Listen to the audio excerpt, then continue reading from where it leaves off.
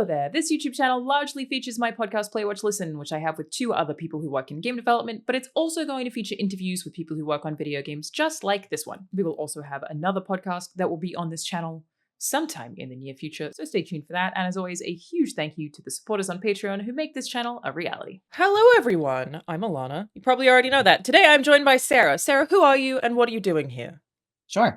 My name is Sarah Malle. I'm a games performer. I do other contracts as well, but games are my passion, my love, and my focus goes a career. And I'm also the chair of SAG-AFTRA's Interactive Media Agreement Negotiating Committee. So I asked you here today because SAG is effectively on video game performer strike. I gotta get me one of those. Link me to one when they're done. I did look, I did look. I was like, I want one. What is SAG on strike for? I'm just going to ask you the most simple questions to get everybody on board and understand what's happening. Why is SAG currently striking video game performances? For sure. Well, the thing sort of stopping this deal from being finished is clear, comprehensive, fair, reasonable, collaborative AI protections. These are not, AI protections that prevent the use of generative AI to create new performance, but they are just basic requirements of consent, transparency, compensation, meaning talk to your actors if you're going to replicate them, make sure you pay them properly, and we can all move forward as collaborators using this new tool. And yeah, for some reason, it's just been difficult to get on the same page about who deserves that kind of protection, what kind of performance deserves that protection, what that protection looks like, and how to make sure it's like clean and fair and good moving forward. I definitely think that's something that a lot of people have misunderstood, that I, even on my own Instagram post about it, have had to clarify, that people think that it is completely anti-AI, but it's not that, right? It's just transparent use of it. It's just that, that basically, this is my understanding, is that actors should be allowed to know how it will be used going forward, or how their likeness or how their voices may be used. That's kind of it, right? And movement as well. But yeah, everyone who performs, it's okay. But it's, just for clarity, like we all, perform, variety of union performers go in to provide voice or face or movement, or all three together or separately. And yeah, it's just about basically what we have right now when we go in for a session is, even though most of us don't get scripts in advance, we do have a moment where we see the material and we can, either perform it for you or say, hang on just a second, I want to talk about this. I don't feel comfortable with XYZ. We have this moment where I can say, I'm not going to actually give you that, but let's find a new solution, and find a way forward. And so that piece of like autonomy and back and forth is already in how we work. And so the idea being that we would just put that into the contract if I'm not going to be there, to perform it, right? So you still just talk to me about what you want to do with it and pay me properly, and that's kind of it. Why do you think that there's so much pushback against this? I mean, I would love for you to ask them, their answer. I think, I don't know. The way that our bargaining process works is we don't necessarily trade a lot of thoughts back and forth and kind of like a free flowing brainstorm. We have, we deliberate on our side in our little groups, and then our lawyers kind of convey the positions back and forth. Interesting. I didn't know that. Yeah. So it's more that you're sharing contracts rather than having discussions about it. Yeah. And if it were down to like logistical solves or feasibility questions, like I'm someone who has spent the better part of 15 years trying to understand development better so I can serve it better with my craft, right? And so I'm eager to learn, what that would take or what that looks like, or just, to solve it on that level. But if we can't agree on the basic rights and protections part, then that actors deserve those rights and protections, then it's difficult to kind of make that kind of progress. Totally. Yeah, it makes it a little bit hard. So what does the strike mean? What are people supposed to be doing while striking? What are the asks of a strike, and how can people who aren't even part of SAG help? Sure.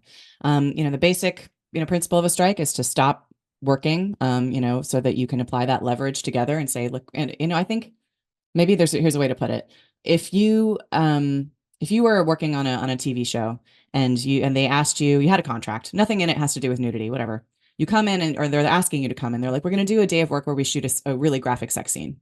And you're going to get naked and you're going to do all this, whatever. And you're like, that's not in my contract. And they're like, yeah, but it's not in your contract. And we'd like for you to come do it. We're not sure we'll use it in the final product. It might be something else. Maybe we'll actually make you be violent instead. We're not sure, but all we need you to do is come in for the day of work. Probably you wouldn't do that. You would feel justified in saying, I'm actually not going to keep going into work. We're going to pause so that my reps can work this out. You're going to make sure that you at least have to ask me about it. And then we can talk about whether that's something that serves this project or is something I'm comfortable with, and move forward that way. And that's like the degree of vulnerability and violation I think that's really present here, is like you could have me come in and then, until we get Do this or squared say away, anything anything. with AI, right? Yeah. Anything. So like I think it's really reasonable to stop work and say like, no, we have to work this out. We can't just keep, you can't use this behind my back or develop this. This AI is a mandatory subject of bargaining.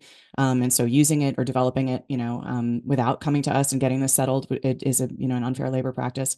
So yeah, so that's the basic action, is like, hey, we're not going to show up to work. We're going to get this resolved. We have contracts out right now that have these protections as we need them. We have an interim contract out right now, a tiered budget agreement for game productions below 30 million as far as overall production budget. And they have everything we need in them. So it's not even that all work has to stop.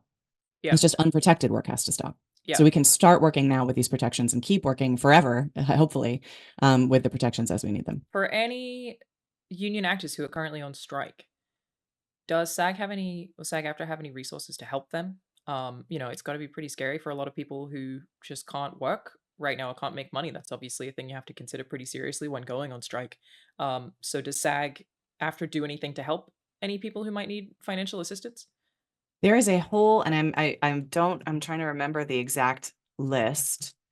And I can get that for you. Nancy Lenari, who is a member of our negotiating committee, who you might recognize as Aunt May, and I just love. Oh, she cool. just brings so much. Yeah, she just brings so much Aunt May energy into this. Like, it's just so beautiful. She just did a video. I think it's on the Game Performance Matters social media channels, which is not official SAG-AFTRA comms, but a lot of us, who want to just sort of signal boost various things and talk about these issues just as ourselves. You can follow that in various places, Twitter, TikTok, I think Instagram. I'm I will sure I'm leave a missing link. something. Yeah. I know that she just did a video exactly lining up, and it's more than one. I mean, it might be half a dozen different funds that you can apply to as a performer, maybe even just a worker in the entertainment industry. So there's a whole list of folks that you can. It's basically like it's Feast, but for struggling workers Okay, in the great. entertainment industry. Yeah. So that. there are absolutely options. Yeah. Awesome. And otherwise, what do you ask that SAG-AFTRA union members do right now? People who are primarily focused on video game acting, like what should they be doing with their time? What is the most helpful thing for them to do during the strikes? That's a great question. I would say focus, as much as you can. We're excited about these interim and tiered budget agreements. I really feel like this, one way to look at, we are stopping work, and that's an important part of how we achieve what we need, apply pressure to achieve what we need with certain people. But that doesn't mean all work stops. I feel thrilled and excited to see all the interim and tiered budget agreements that are being signed, Yeah. And the energy around that. So speaking with your fellow performers around, understanding and advocating for these agreements, talking with developers about them, and why they're important, why they matter to you as someone who needs these AI protections is really helpful. And those documents are both available on the website for anyone to read and understand for themselves. Sharing the graphics, sharing stuff that SAG-AFTRA Comms puts out, sharing stuff maybe on that Game Performance Matters puts out.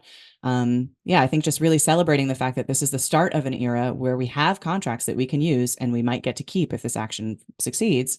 That we get to keep working with what we need is what I find most encouraging and exciting, even though this is a really difficult, challenging thing that we've just, embarked on. Yeah.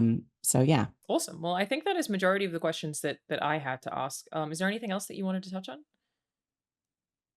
The most random thing, I don't know why this just popped in my head. I just want to say again that I love games. That's such a weird, that's like not a talking point at all, but like maybe that's just it. It is though, because like it's not, like from the outside, I think sometimes the perception of these things can be, which like doesn't make any sense to me. Like greedy artists just want money, but that's never the case. Like with a lot of these jobs, you don't really get into it unless you really care about what you're doing. And that's a reality that is, I think, easy for people to forget in a lot of cases. Like it does matter that you love games and that most people who work in games love games. Like that's the truth, and it does matter. If anyone doesn't really care about games, it's in my opinion, the companies that are willing to let them be overrun by usually pretty poor quality generative AI because it's cheaper. Those are the ones who don't love games. The artists and the performers generally do. Yeah. I feel, someone asked me a question yesterday around disrupting the industry, and I was like, this is an action specifically designed to create sustainability in this industry, right? And when you talk, not to throw major wrenches into the conversation, but like, I would say 20 to 30,000 layoffs in recent months is just, the people are the industry. The people who make games are the industry. That's disruptive to the industry. Yeah. That's volatility, right? And that's not designed toward, a long-term goal of institutional memory and other things Totally. that really help. You know what I mean? So like, yeah, I do love games. I've played them my whole life. They have been my whole focus. I podcast with other game developers, talking to game developers about mainly indie games, not only indie games. I've, volunteered many, many hours, co-hosting and writing and directing the Indiecade Awards specifically to celebrate indie games. I mean, I've just, yeah, I have everything on the line for this. I'm exposing myself to people being uncomfortable with me now, in terms of relationships, because this matters to me, but it's only because I love games and game performance so much that I want to see it thrive and survive. If I didn't, I would just go do something else. Totally. So, It'd be much easier. yeah, That's for sure. yes. Mm, Well, thank you so much for joining me. Where can people find you? And sure. yeah, I guess the best places to follow, I'll leave links in the description, will be the SAG after Instagram, Twitter, and all of that. Yeah, I'm at Selmaleh, so SELMALEH, in various places. I post now. It's pretty union heavy. I used to be a lot more whimsical, but yeah, on Twitter and Instagram, and I sometimes check my TikTok, but not often. So yeah. Same, relatable. All right, thank you so much for joining me. And if anyone has any more questions, please let me know. Leave them in the comments below. I'm going to do follow-ups on this as the strike goes on. We have no idea how long it's going to last. That's the reality of these kinds of things. But if you have any more questions for me, please let me know and I will pass them on. Or maybe we'll have Sarah back sometime. So thank you Thank you for so much for watching. having me. Thank you. Bye.